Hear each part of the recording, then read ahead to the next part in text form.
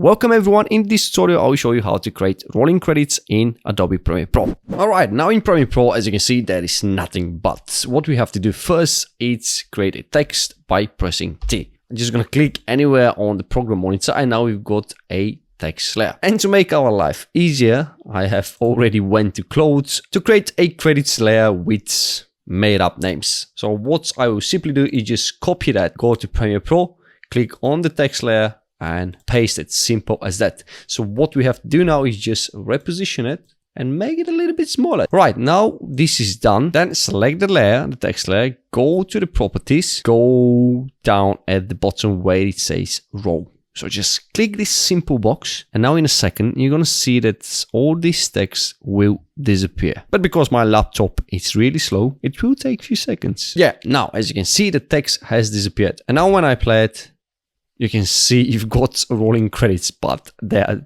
far too fast. So to slow it down, what you have to do is just simply extend the layer. So just extend the layer if you want to slow down the credits. Right, let me play it. And as you can see now, it's much slower.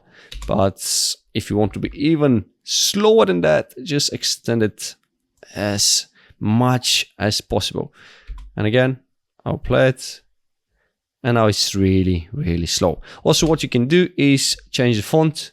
If you go back to the text, just click on it. And now if you scroll down, you've got the text. And from here, you can change the font. It's simple as that. So guys, that's how you can create rolling credits in Adobe Premiere Pro.